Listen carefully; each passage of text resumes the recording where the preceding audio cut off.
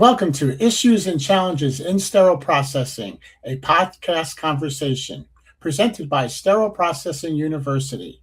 Today's episode is SPD, Foundations of Best Practice in Decontam, Part 2. I'm Jason Morosi, Senior Educator for Sterile Processing University. And I'm Nancy Chobin, the President of Sterile Processing University. So we have a lot of choices for mechanical washers today. And the washer disinfector, which mainly are used in Europe.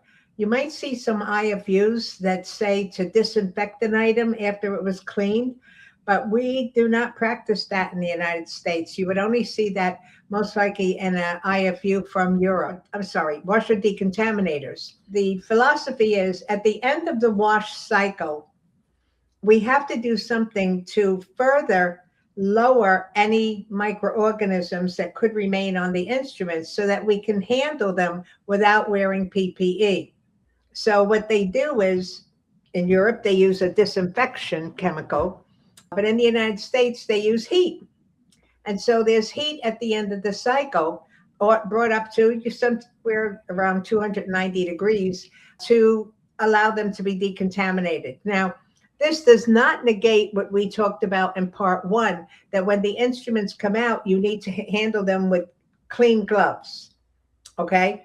That came out after the fact because not everyone has a washer decontaminator. But I think it's a practice, even if you do, to wear the gloves. It's just a good practice, but you've got to change them. Now, they don't have to be sterile gloves. That would be very costly, but you do have to change them. If you answer the phone or go to the door, certainly if you use the restroom, you come back, you got to put on a clean pair of gloves. The washer decontaminators come in many makes and models. The type that can do multiple trays at one time. Sometimes they're smaller units where you can only put one tray on each level. You might see them in a smaller surgery center. You still have people out there who are using the tunnel washers. And we talked a little bit about that in part one. You know, it's like a car wash where everything goes through a different channel or a different section of the washer.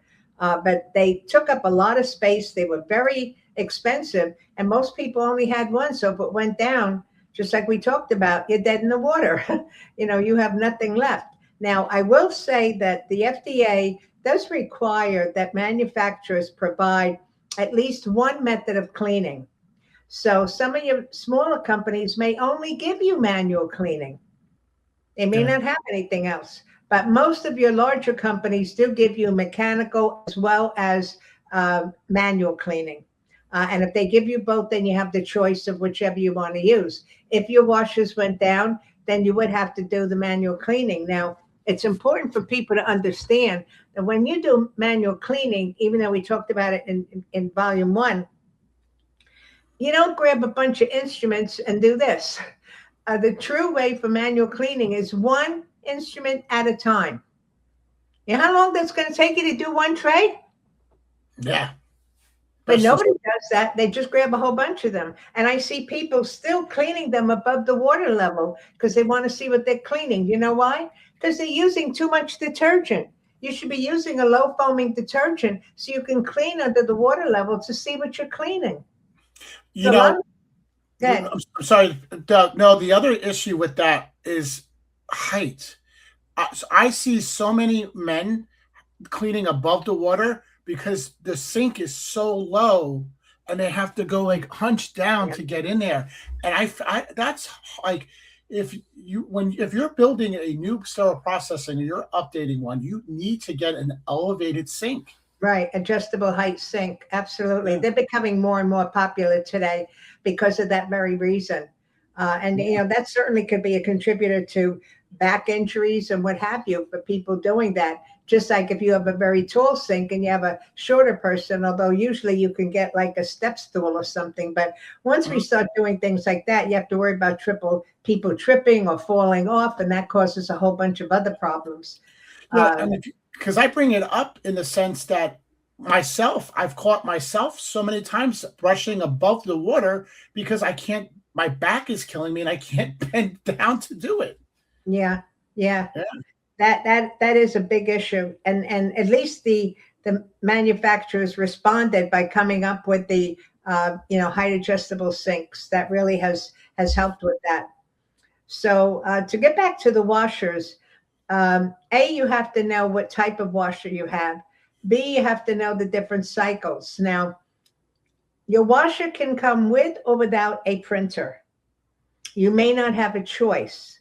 If you buy a washer with a printer, you have to follow the same rules as you do for your sterilizer. You must read and interpret the cycle at the end, initial it if it was all the cycle parameters were met, and save it. So make sure if you have a printer on your washer that you're aware of that and you're saving those records. I've always found that most people only use a couple of cycles. If you are processing reusable utensils such as basins, maybe you put in some mayo trays or something like that, you can certainly keep that cycle. Then there's an instrument cycle, and there's usually an orthopedic or heavy soil cycle. Any cycles you're not using, I strongly recommend that you disconnect them. If you need them, you could always call the service rep to restart them again. In my own facility, when we were doing some tests on the equipment, we were using the tests where you're supposed to be testing the ability of the washer to clean correctly. And we kept getting failures. And so they called me to go in and check. And I asked them, I did the test and they failed. And I said, okay, we got to find out why. And I looked at the washer and I saw that there were several cycles there. What cycle did you use? Now, these washers did not have printouts. So I had to go by what the techs told me. They said, well, here's where you know you're in trouble. We usually use the orthopedic cycle. However, a lot of times the OR wants to tray right away. So we use the utensil cycle so it doesn't take so long to clean it. Boom. And that's why we had a failure. Mm-hmm. So you have to make sure that people know what they can and can't do, that they don't make that decision. If the OR needs something turned around quickly and they know they can't do it, they go to the manager. The manager has to make that decision, what they're going to do. And the decision should not be to take a shortcut, because again, when you take shortcuts, it's when you get into trouble. The same thing we talked about in session 1, any additional equipment that are add-ons, please investigate them carefully, because they're a lot of money. And if people aren't going to use them, you're going to be wasting that money. You got to know how to load them. You have to know how to make any connections. You have to know if there's any weight constraints. Some of your ultrasonic cleaners do have weight constraints on them to make sure that gets done. The nice thing about it, as long as the instruments are opened correctly, disassembled correctly, you should come out with clean instruments. How do we know that the machine is working? Well, we do have tests that we have to do. We have a test for the sonic. There's one for cavitation, because cavitation in your sonic is what sucks the debris out from the nooks and crannies. Cavitation is one thing. Is your sonic cleaning as well? So Amy does recommend that you do a cleaning effectiveness test in your sonic as well. Now, you could do the two tests together, but they should be done every day.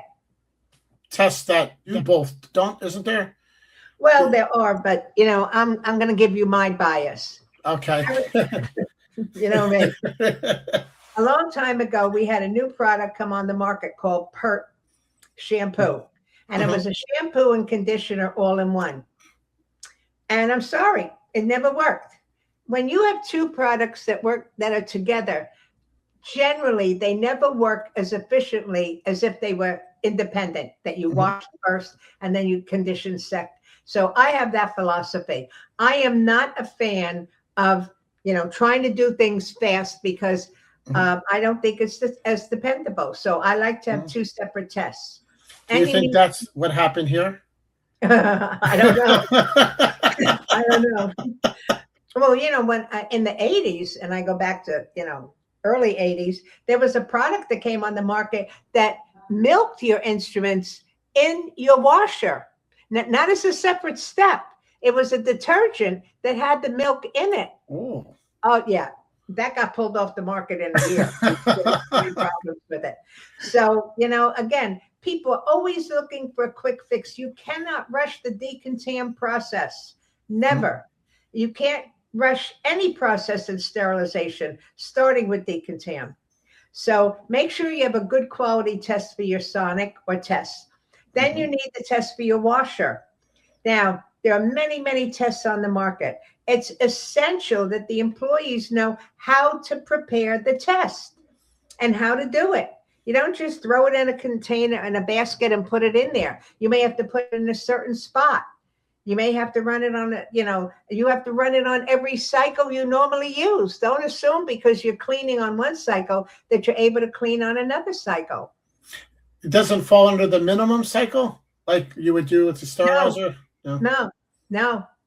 And as you pointed out at one facility we went to, if they have multiple loading carts for your washer, each one of those racks has to be tested in the washer, because maybe the washer's working okay, but the rack isn't. So your rack should be identified by number, or if you have a barcode system, a barcode, and make sure that the washers and the racks are all tested on all the cycles they used. And that's supposed to be done daily, just like your sonic should be done daily whenever it's used. And that's another point. In your documentation, any test, whether it's sterilization or cleaning effectiveness or disinfection, any test that's not performed on the scheduled basis, you need to document why. So if I'm supposed to test my washer every day and I can't do it today because the washer's not working, I write in the book, washer not tested, not working. Washer not tested, tomorrow, still not working. The reason is, in a court of law, if you don't have those records, and they went through and they said, well, how do you prove that you tested your unit every day? Oh, I did. And then they go and look and they said, well, these 3 days you didn't test it. You're not going to remember what happened 6 months ago or a year ago.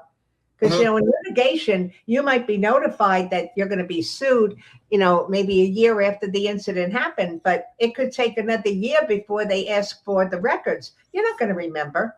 Yeah. So it's really important that you document when you don't follow your own policy so that you can justify it. Before we jump up, though, I think what you said was important. If your machine test fails, don't put your washer out. Grab another manifold, rack, whatever you want to call it, and retest it. I've seen so many sterile processings where the washers, this are sign not working. They tested one manifold rack. Gotta go to the next, because it could be a simple thing of brushing out the spray arms. Yeah, they could be completely clogged, and that bespeaks of the maintenance. Same thing for your sonic. What are you responsible for in terms of maintenance on that? You, not biomedical. Same thing with your washers. There's some presentations I've gone to where they have shown the amount of gunk that has come out of those spray arms, and you wonder how we possibly could be getting any cleaning. You also have to ensure that you're getting the correct amount of detergent being distributed. If you look into your washer and it looks like Niagara Falls with all the suds, you've got a problem. And that means A, you're wasting detergent, and B, that detergent's not going to be properly rinsed off. So these are things that people need to know. You just go, here's the washer, put the tray in, that's it. No, there's a lot more to that they need to know. A lot more. Honestly, when I make I know a lot of now tracking systems log the test results, but when we did it on paper, when you opened up my binder, the first paper broke down what our responsibility was for maintenance.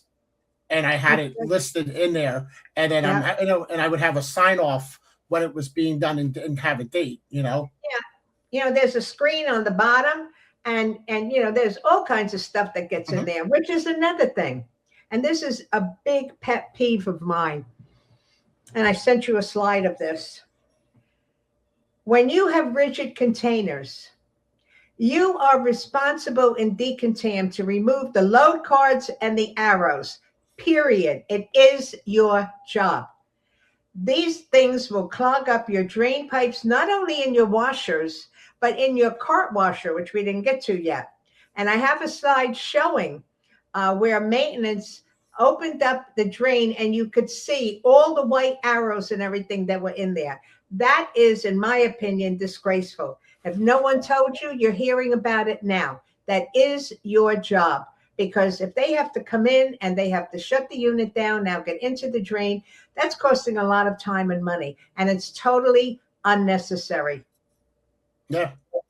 And, having, if you're using containers, putting the lid under it is not the thing to do when you put in the washer. Yeah, your washer has, first of all, the containers can be cleaned in a couple of ways. They can be manually cleaned, which maybe in a small surgery center that's feasible.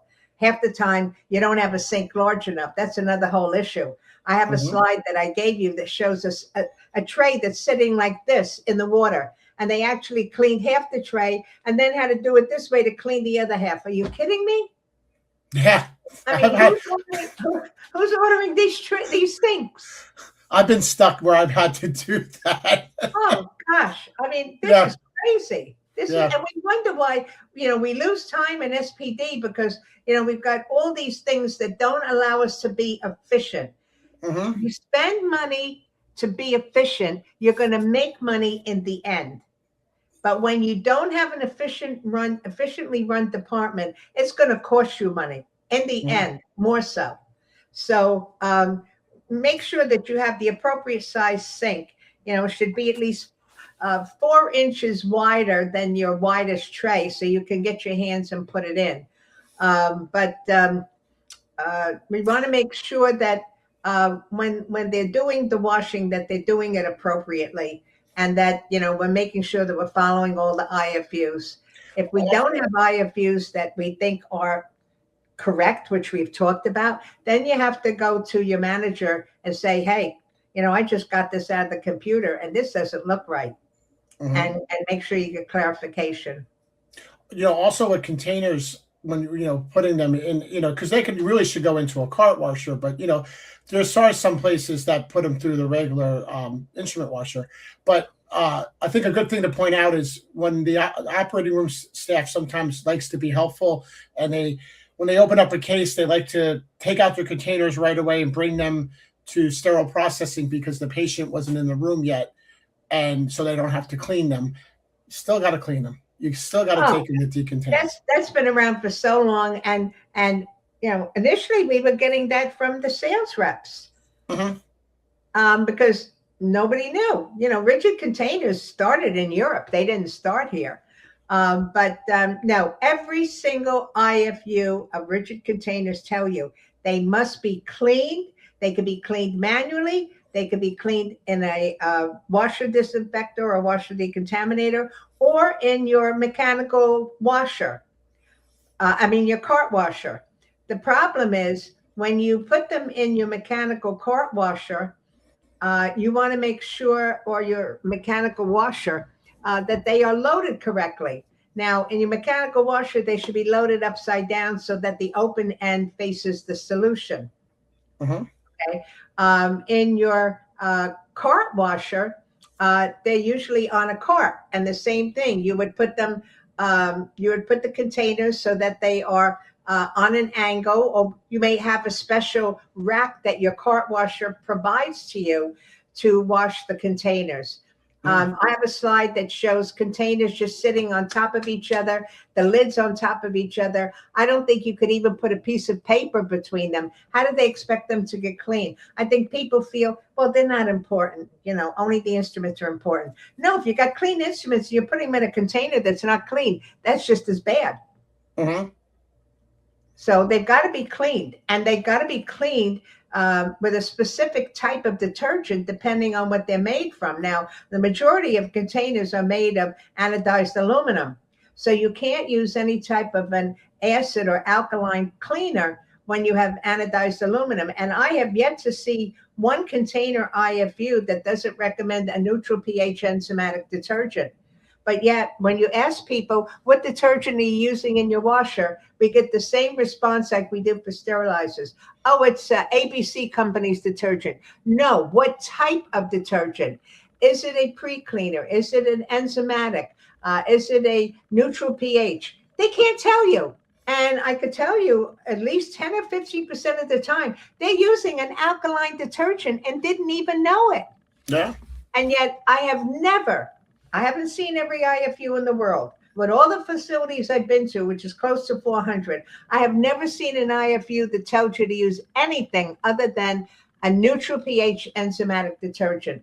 And if you do, you're going to destroy that container if it's made of metal. And the company's not going to, not going to recognize the warranty because you didn't follow their instructions. And then, of course, like a lot of technicians like to say, soap, it's detergent. Yeah, well, soap, I always tell people when I taught the class, soap is what grandma made in the backyard. It's made from lye and animal fat. Yep. Detergents are synthetic, they're man-made. And so, you've got Tide detergent. They put in boosters and cleaners and this thing and that thing. They could formulate them how they want. Well, they do the same thing with our detergents. Detergents that we use in healthcare are very different from the ones we use at home. First of all, they're not alkaline. The ones we should use should be neutral pH. They have sometimes they have things in to prevent rusting. Sometimes they have mineral deposit removal. They have all kinds of things that they can add to the detergent to make them more effective for us. And that's why we only use detergents that are approved for healthcare. I remember, I think it was one of our first consulting gigs together, which was, for me, was almost 10 years ago. I wrote the report and I gave it to you, and you called me and said, they're using soap in the washer. And I didn't realize, the detergent soap thing. And I went, oh, no, it's detergent. I just wrote soap. And I got the lesson. Well, we've come a long way and this goes back, I guess it was in the early 80s. And a friend of mine asked me to do a favor and go down to a hospital way deep south. And it was one of these gorgeous hospitals. So I walked in, I was blown away. Beautiful lobby, marble floors, a piano that played by itself, beautiful music, escalators. I had never seen escalators in a hospital. And I go up to the operating room. As soon as I get off the elevator, I see all the blue fuzz bunnies from the towels and everything all over the floors. There were windows along all the windows, and they had blinds. They were full of dust. And I go into the area where they were processing the instruments. A wooden kitchen table, wood, that wasn't even treated.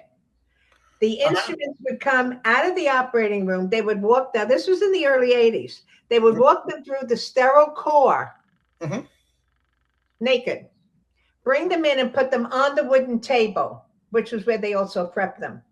Then they would take them over to the sink. Oh, it gets better. Comet or Bon-Ami. They had Brillo pads, and I forgot what detergent they were using. All home products. And after they cleaned them, they would go back on the table and they would prep them and they would wrap them. And of course, at that time, they were using cloth because that's what the majority of us used back then. When we went over to the sterilizer, and they had 48-inch sterilizers, they had 2 packs, one on the top shelf, one on the bottom shelf. And these were 48-inch sterilizers. I thought there was a body in there. I looked at them. I said, what do you have in there? They said, oh, well, that's what they need for the case. It was like the preceptor of custom packs. In that big, humongous thing, they had all the drapes, all the gowns, all the towels, the basins, the instrument sets, everything in this one thing that it took 2 people to push it into the sterilizer, and it took over an hour to dry it. I mean, this was just, I freaked out. I absolutely freaked out. So we've come a long way. There's still people in some of the smaller centers that still feel that they can substitute products when they want to, or they'll go to a meeting and they'll have a vendor exhibit and they get free samples. Free samples are fine, but you should not implement them unless you let infection prevention know. You shouldn't be bringing any chemicals in unless they know about it. And also, I think it's good to point out, too, that manufacturer's instructions in the sense of, I think there used to be, and I'm sure there still are, breast sizers that required like ivory soap. Oh, yeah, absolutely. Anything made of silicone usually requires I don't know if it's still true, but I actually had 2 laparoscopic fiber optic cords that could not be exposed to enzymatic detergents. It said it in the IFU. Again, people got to read these. They can't assume, because when it comes to Decontam, you can get in big trouble. Now, for the detergent, keeping the soap level, track of the soap level is very important. I think you have a really good story of that. You should be marking, this is me. This is not coming from Amy, but I'm going to recommend it as a suggestion, but I've always done this. When you come into Decontam, whatever shift you work, first thing you should do is check the detergent containers. There should be a mark on it to indicate the level of detergent at the beginning of the previous shift. If you did not see that detergent level go down and they use the washers, because you have to check that if they use the washers, then there's something wrong with that washer. They're washing with holy water because there's no soap. So, and if you have a policy like that, you're not going to have an issue where we actually had, well, there was two. One was where a hospital was washing with hydraulic fluid. Yeah. The elevator people had come in to service the elevators.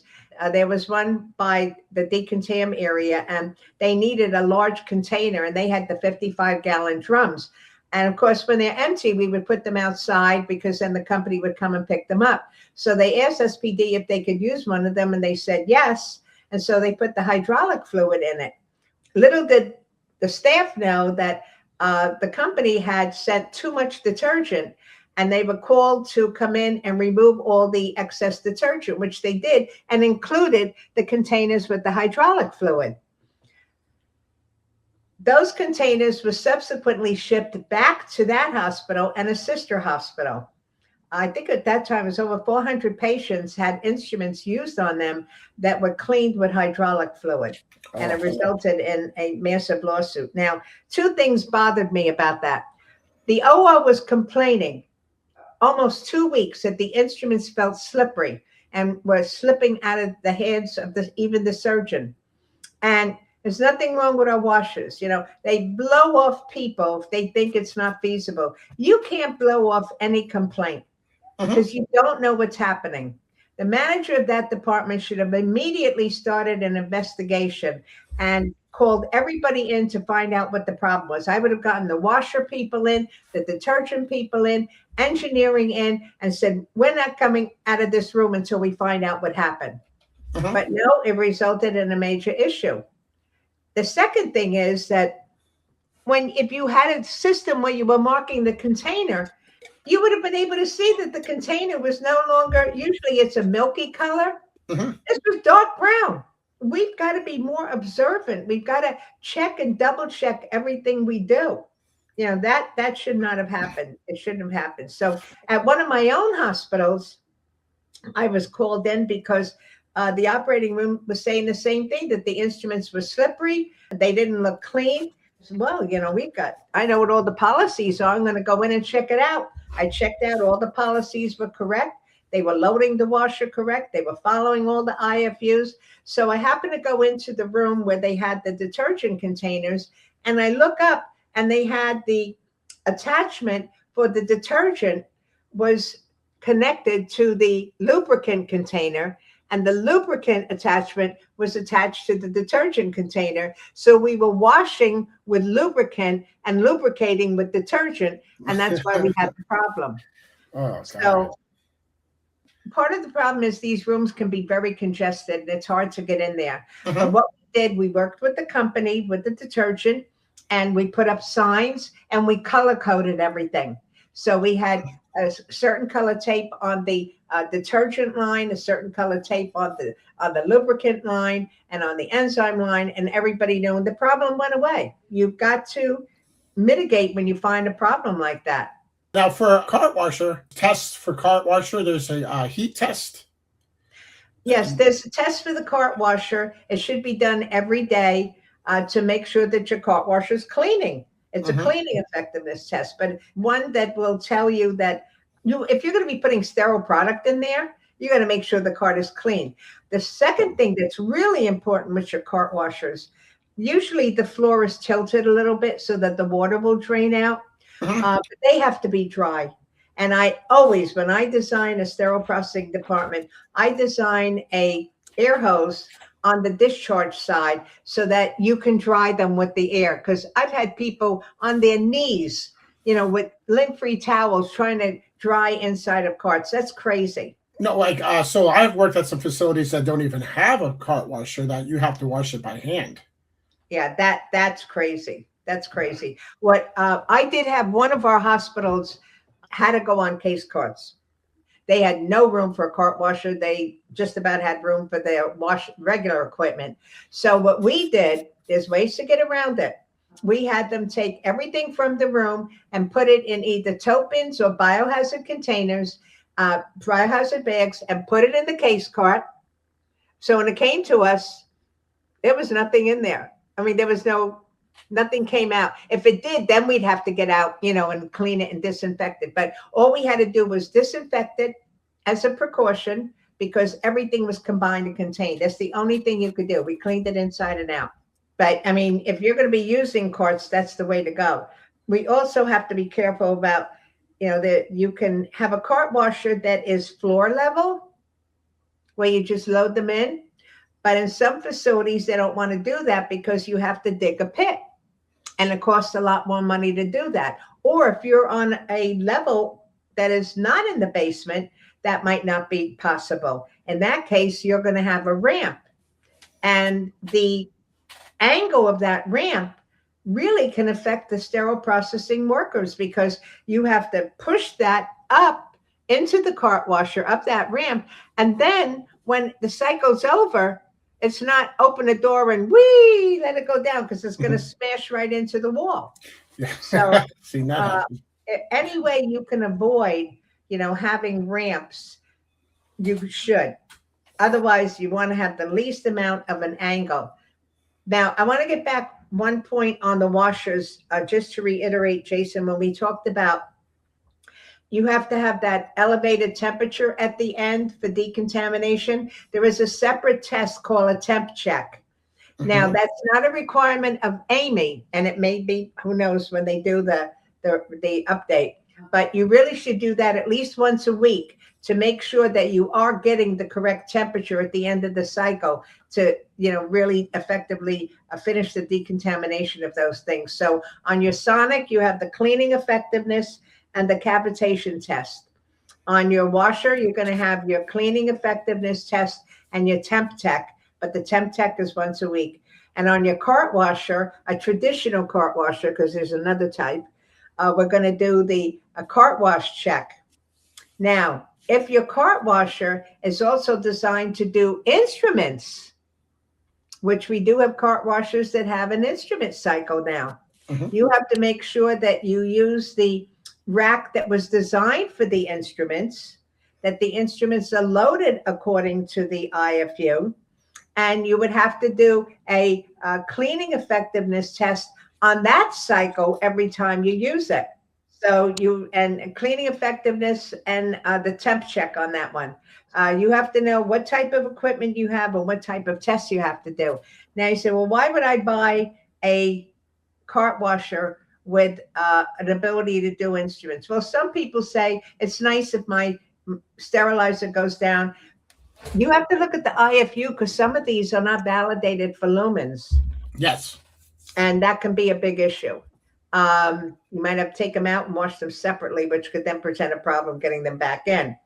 The other thing is, if you're doing it because you want to do all your orthopedic instruments, you're now preventing the turnaround of the carts, which is the main reason why you bought it.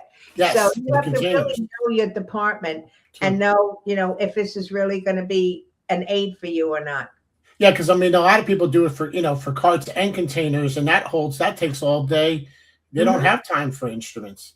Right. I do want to point out before we leave the washer, so that nobody's confused, but in New Jersey, a lot of people say washer when it's washer.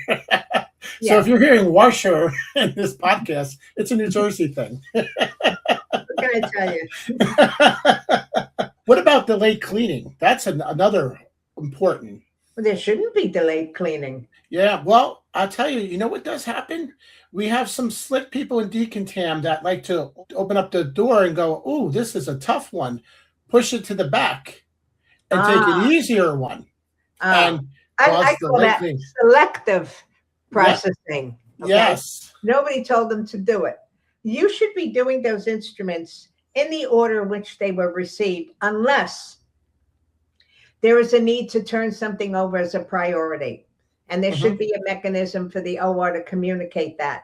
And then you have to let them know, do I even have enough time to do the full process? mhm, Otherwise, we will clean them according to the IFU and then send them up to you, and you'll have to do immediate use.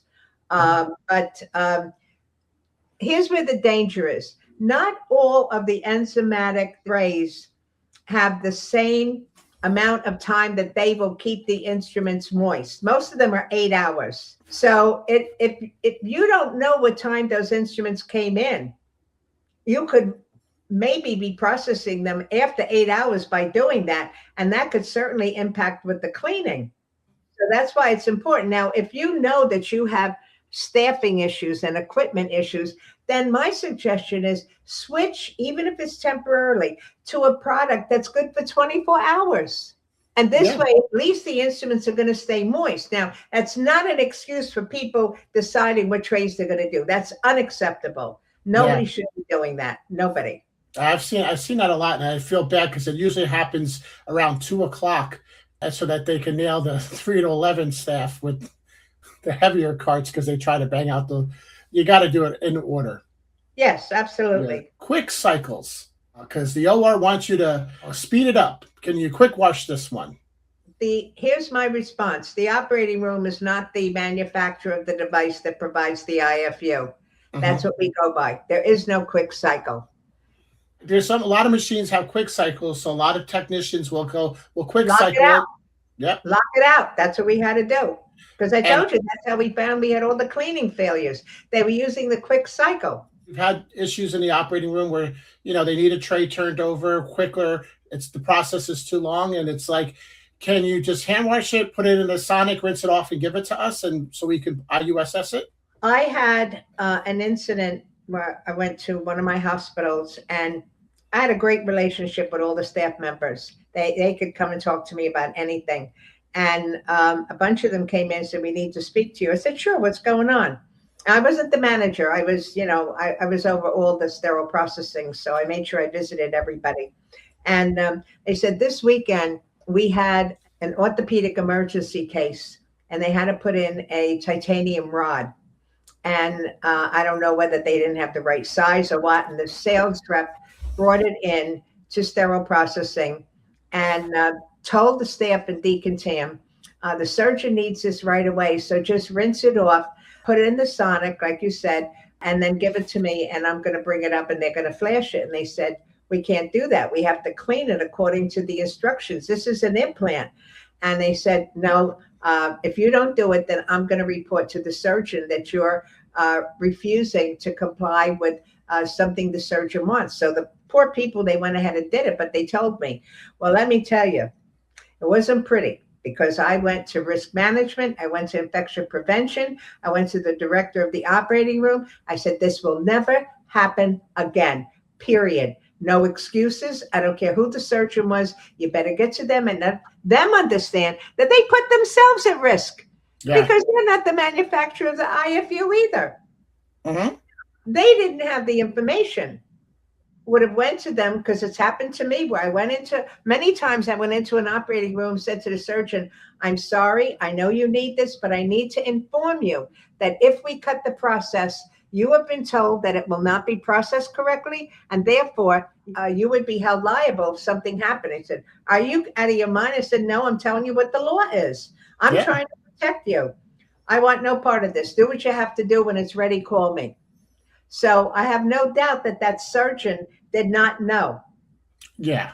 But that patient wound up with, in my opinion, an implant that they never should have had put in them. That's just my opinion. But this is why you have to have a policy that nobody can supersede.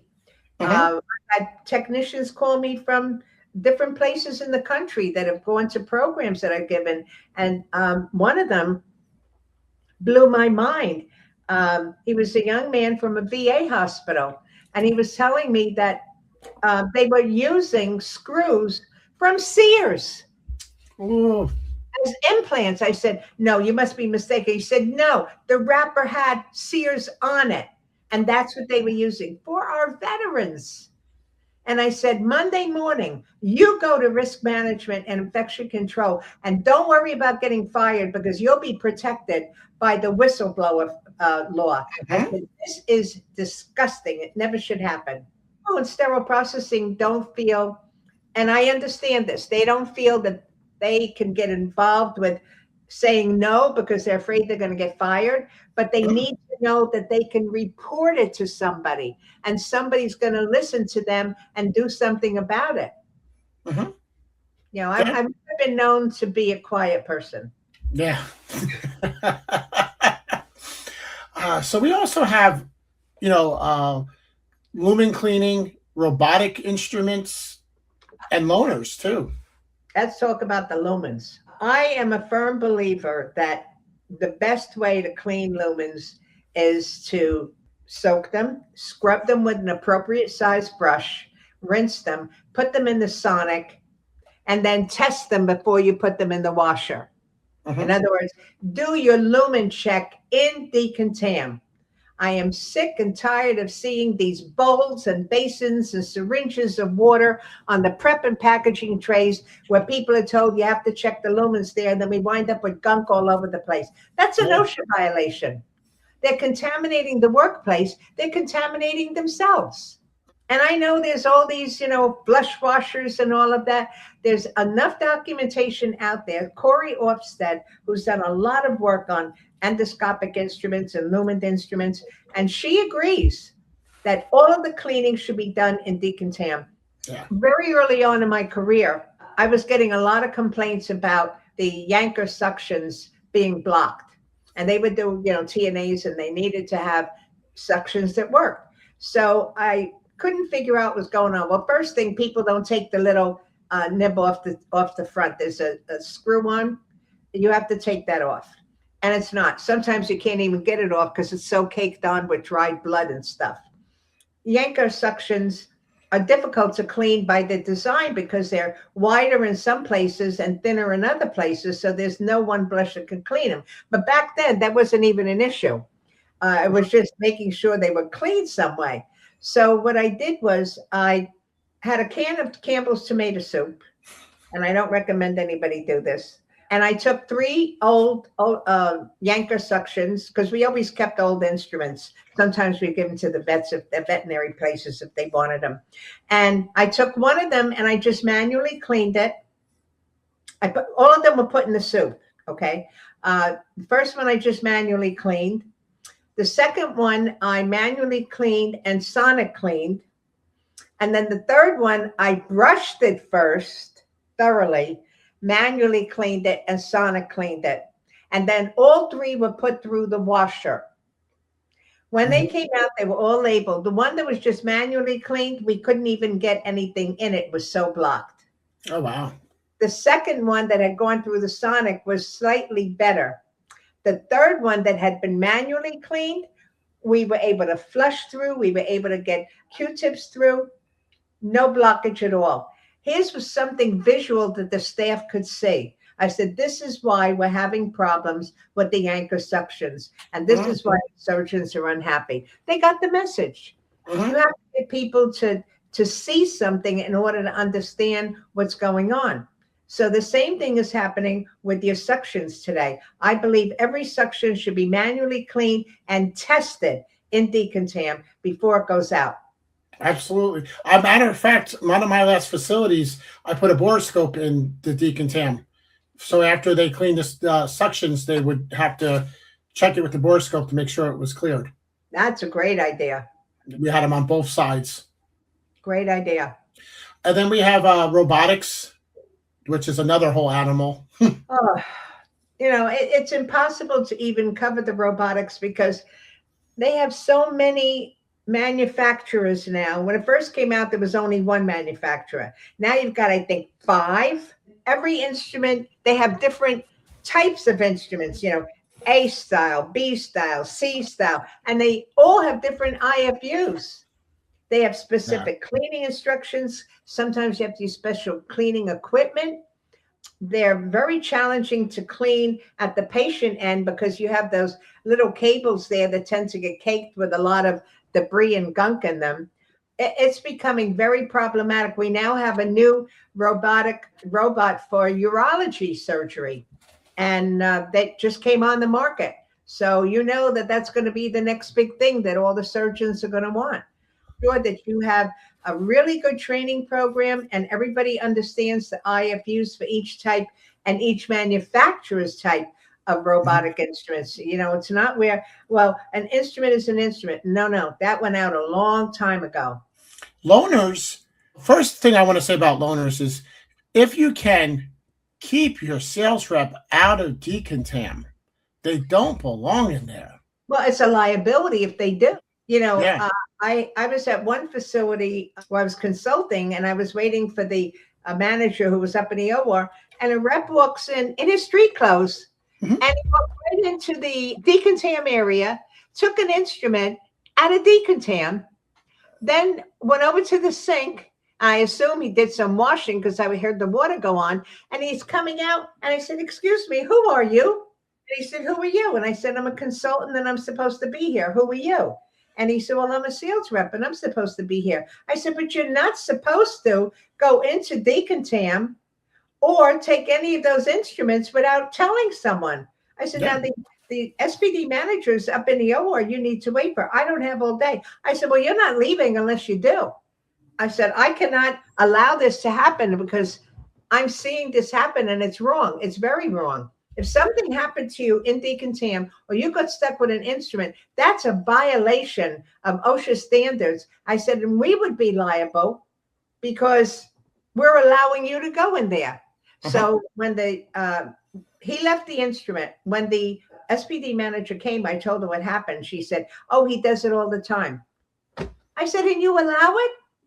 She said, "Well, he helps us find." I said, "I don't care how much help he's giving you. This is a violation. He's not allowed. You have signs on the door. You have to wear PPE. He was in street clothes." I said, "This cannot happen." They do not belong in any area of your department. I really urge people to try and find a vendor room or make room, even if it's in your dispatch area, where they can drop off and pick up the instruments so they never have to go into your department. If they do go in for an in-service, which hell will freeze over in some places before that happens because I just can't get them in, that's a different issue. You allow that to happen, especially in Decontam. Joint Commission has cited facilities for not enforcing the dress code because the sales reps in there with nothing on, no PPE. Staffing. Like a lot of places try to put one person in Decontam. Yeah, well, you've got to know your department. I always made, and I know you did the same thing. When I came in, and again, I ran a department for 10 years before I was promoted. The first thing I did, we had an end of shift report on each shift. So I would look at that, and then I'd go into Decontam to validate it. How many sets were there? What type of a night did they have? What the OR needed first thing in the morning. So you've got to do that first. And you've got to take a look. And if you see, and then you look at the schedule and you see that you've got 45 cases today. We had 16 ORs at that time. So if you got 45 cases, it's going to be a bad day, especially when you see that most of the cases are going to be joints. They have block time. So there's certain days where they're doing more orthopedics, and there's other days where they're doing generals and GINs and GYNs and things like that. You've got to know, your instrumentation. If you see a lot of joints, you're going to have instruments up the wazoo because they're going to bring in 20, 30 sets of instruments for each case. So you've got to have more people in there. You don't have to have them in there first thing in the morning. First thing in the morning, you could have one person to do the setup of the equipment, make sure it's tested, unless you walk into a whole bunch of trays sitting in Decontam. Then you get 2 people in there and say, "Get this work through. We got to get it out of here so we can prepare for the day. And it doesn't work to have people in prep and packaging counting the ceiling tiles when you have all this work in Decontam. Take a person, say, Nancy, I need you to go in Decontam. We need to push out all the work so we can stay on top of this today. We're going to have a big day. You've got to be able to manage. That's why your title is manager. Manage your department, manage your employees so that the work is getting done efficiently. So I was big on pulling somebody into Decontam after lunch as an extra person, because to me, if you're going to have Decontam backed up when the 3 to 11 person comes in, then you're just stopping them from doing tray work. They'll be in Decontam all night. You've got to schedule the breaks too. So, yes, 10 o'clock is usually a break. If we have somebody that say, okay, you're going in at 10 o'clock while Nancy goes on break. And then the two of you continue to work, because most of your cases, especially your bigger ones, because the small cases are all done in ambulatory today. Your myringotomies and stuff, you don't see them in big ORs anymore. So, by 10, 11 o'clock, that's when you're going to start seeing everything start coming down. And, first cases of the day, that's when you need people in there to stay on top of it. The prep stuff, that's a different issue. They can pick and choose if they know what the caseload is for the next day to get priority. But Decontam, no, everything is a priority there. And having, competent staff that knows, cross-trained. You can't do 1 week or 2 weeks, like I hear people say, in each area. What are you going to learn in 2 weeks?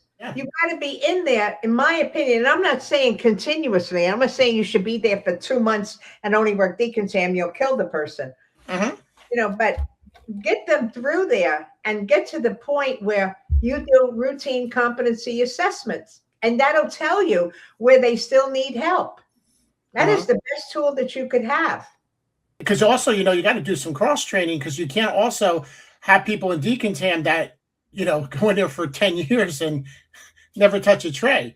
And I don't know how that happens, because I don't know, like when people call out and stuff. That's an issue where, and we've been through that. We've talked about that one hospital that had somebody there for like 20 years and all she worked was Decontam. She failed the certification exam 4 times. She failed her competencies every year, but they felt the safest place for her was in Decontam. That was a failure of the hospital, not a failure of the employee. Okay. This employee did have issues. But instead of helping that employee, they felt they were doing her a favor by giving her a job. There were many places she could have worked in that facility and not put herself and the patients at risk. That never should happen. Everyone needs to be able to perform according to the job description, which is why when you interview somebody, you have the job description there and you go over it with them and say, are you able to do this? Are you able to do that? These are the responsibilities. They need to know that, and they cannot lie. If they lie, that's grounds for dismissal. If I tell you, you have to be able to lift a tray up to 35 pounds, and you tell me I can, and then after I hire you, you go, oh, well, I didn't realize it was going to weigh that much. Well, what do you think 35 pounds is? I can't keep somebody that tells me they can't lift a tray that's 35 pounds out. We know our tray should be 25 pounds, but, sometimes they sneak in. Also a firm believer of having because scales are not that expensive. Having a scale in Decontam, so when you have it dropped off. You have to have a scale, because you have to make sure that they're not 20. Any tray that you own is not over 25 pounds, and your loaner trays are not 25 pounds with the container. So you should have one in your loaner room, and you should have one out in your prep area, because you also have to know, we talked about there may be weight constraints for your sonic cleaner. And we know there's weight constraints for your sterilizers. So you cannot survive without a scale. You should have a postal scale that has a flat top that you can put the tray right on it. So I definitely I want to end this on the best subject, if my favorite subject at Decontam, music. I know you're not a fan. I don't mind music. My problem is not everybody likes the same music. So, if somebody puts something on, it could be distracting to somebody else. If people can agree, I have no problem. But it should be blasting. One of my hospitals, I had two situations. One, infection control had called down to check up on something. And when they answered the phone on a Bible, hello, city morgue, you kill him, we chill him. That's how they answered the phone in SPD. Oh, God. And infection control contacted me, and we found out who did it. And there was a come to Jesus over that. There was another time when a surgeon called down, and he reported to me that the music was so loud. He said, what do they do? Party all night? No wonder why my trays are always wrong. That's how it's perceived. Yeah. I've had like administrators come to my office and go, I was walking past the Decontam door and it sounds like there's a rave going on. Yeah. Like, but you know, I'm a firm. I believe in music. I believe you should. I couldn't do it, my job without it. But you got to stick to current technology, digital music, because a couple of years ago, I worked at a place and I went into the Decontam and they had this beautiful record player with some vinyls. Ooh. And I could not believe that in the 2000s, Wow. someone had a record player in their Decontam with vinyls. That's incredible. I was like, oh my God, like that's so no on every level. Stick to your phones, or your computers. A lot of places now put Spotify or some kind of listening thing onto the computer, which I think is fantastic because your phones should not be out laying on the sinks or the counters in Decontam. And I know people want to use it for their music and stuff, but it has to be covered. You're going to bring that phone home to your family. Well, you should have your policy, your dress code policy, personal electronics, whether you're going to allow them or not. That's really important. Again, you don't want earplugs because then they can't hear alarms. They can't hear overhead pages, fire alarms and things like that. So there's a safety issue there. But, if somebody, I have to end with this. When I was at my second hospital, we had a ethylene oxide emergency. That time we're using the pressurized system 8812. Everybody was supposed to evacuate. So we knew where we were supposed to meet, and I was missing one employee. And well, where the heck is she? So I go back to the department, and she's back in Decontam, and the radio's on, go tell it on the mountain. I said, Olivia, you got to get out. The alarm's going off. I didn't hear it. I know, because of the music. So, yeah, every gray hair I have. Well, it's so true because the new thing now is the earbuds, because people like to listen to different things. Yeah, they all want to have earbuds, and I'm like, no. I know. We're gonna agree and listen to one thing at a time. Nancy, thank you. This is definitely our time. This is I can't believe I almost thought we were gonna have to do part 3. I know. Everybody, please like, subscribe, follow. Make sure if there's an episode or something you want us to touch, leave it in the comments, and we'll make sure we get there at one point. Yes, and remember, everybody, keep it clean. Decontam is the most important job in the department. You make a difference in everything that you do, and we appreciate it. Thank you. Thank you. To receive your free CEU approved by the CBSPD and HSPA, go to www.spdceus.com/podcast. Watch the entire podcast on the Sterile Processing University page. After that, you will receive an email with a free 1-hour CEU.